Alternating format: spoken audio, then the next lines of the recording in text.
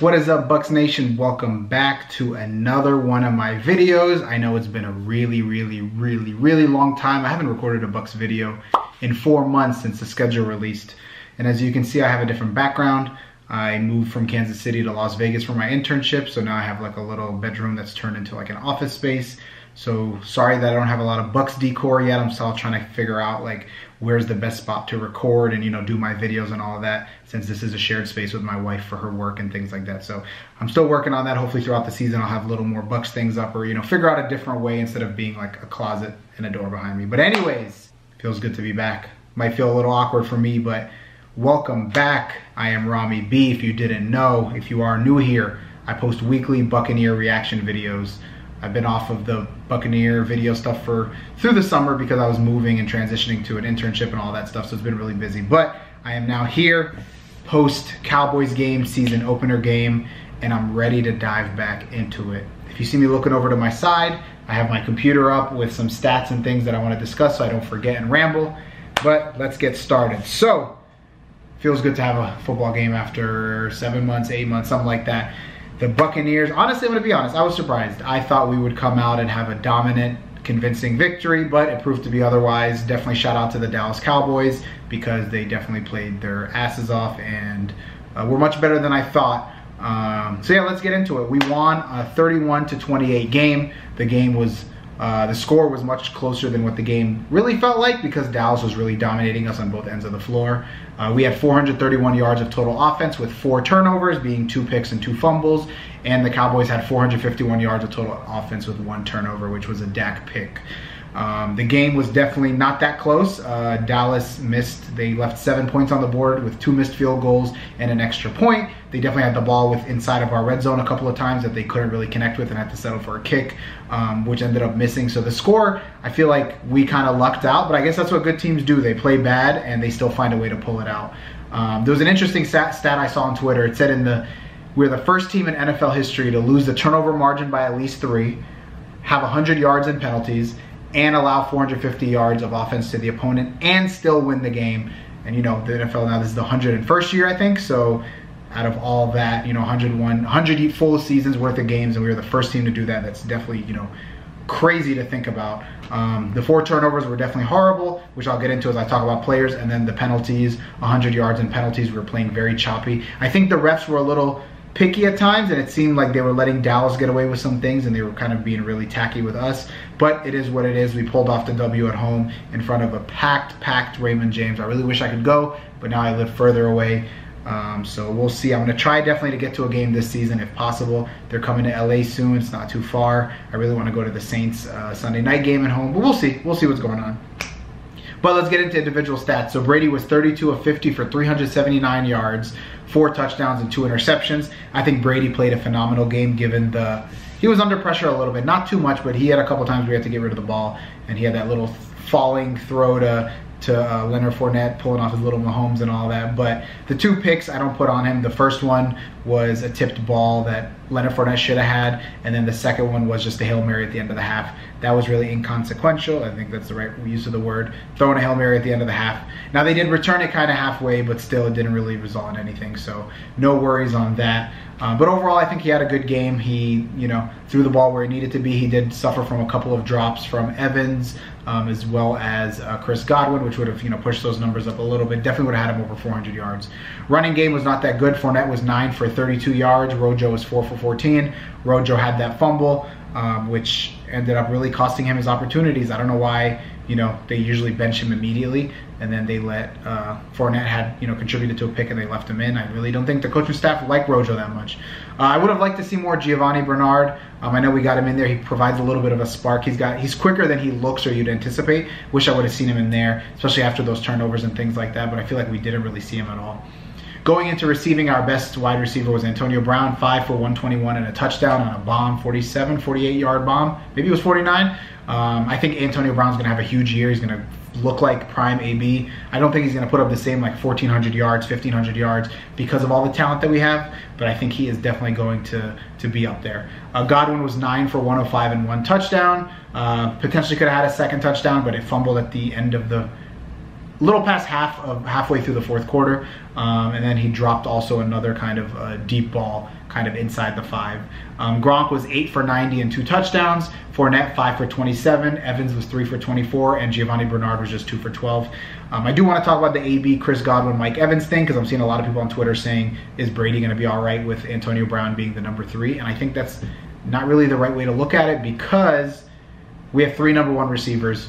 Sure, they're on the depth chart that way, but are we really thinking that one is going to be prevalent over the other? I think depending what the defenses give, every week, every game, a different player, a different wide receiver is going to eat. And then don't forget, Gronk is definitely going to get a lot more targets now that he has a full season under his belt again and knows the offense and all of that.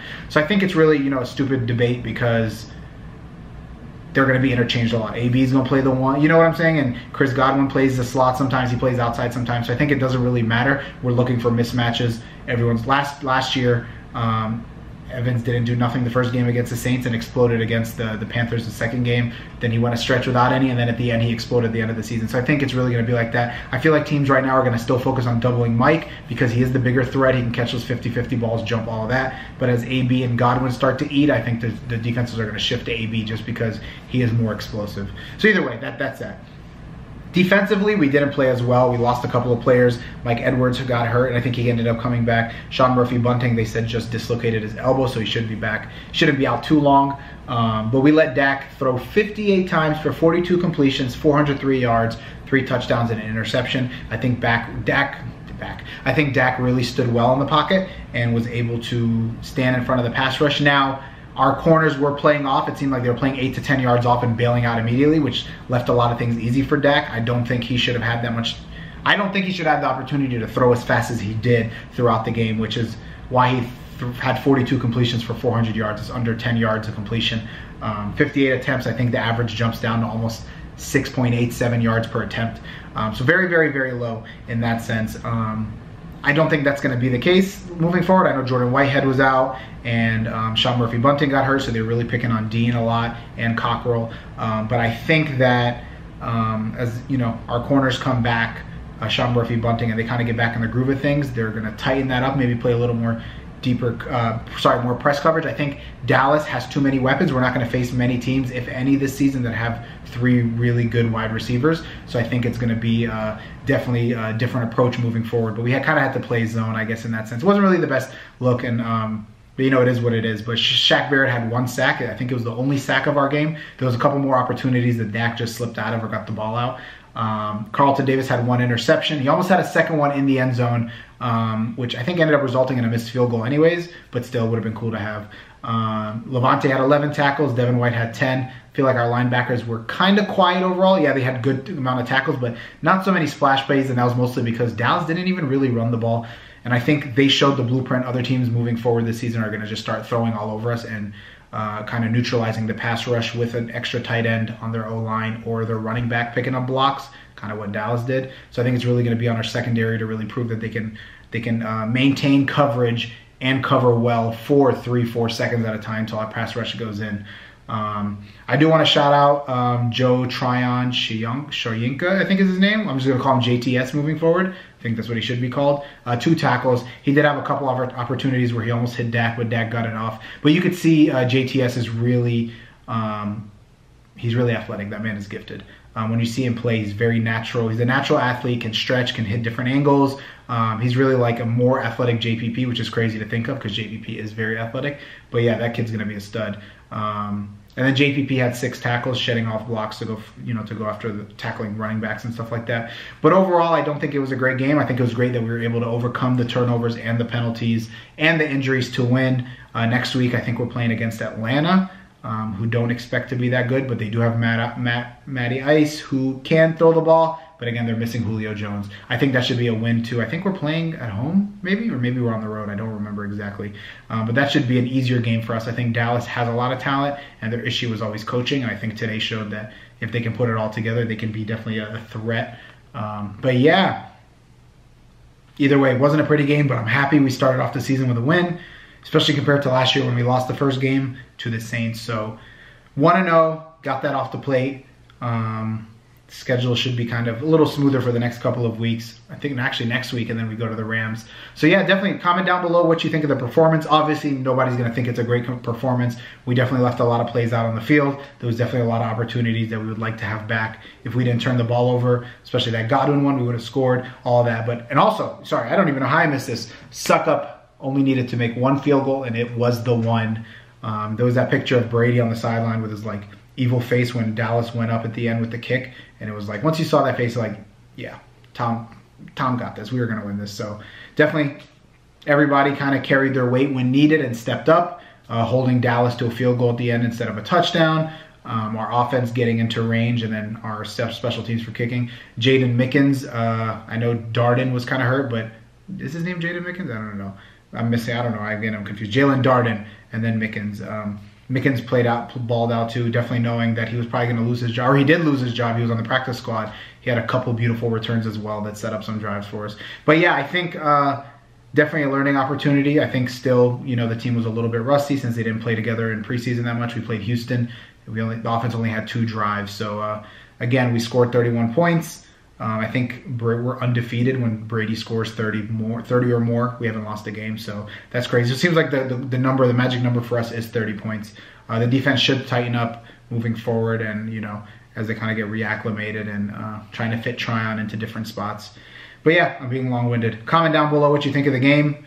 What's your outlook next week, and you know, thank you for bearing with me. And now I'm back. You're gonna see videos weekly, and yeah, sorry for the hiatus, but I am back. But yeah. Let me go now. So catch y'all later. Thank you for tuning in. And as always, I am out. Let's go! You a Buccaneer fan? Let me know. Let me know. We about to win this thing at home. Let's go! Buccaneer.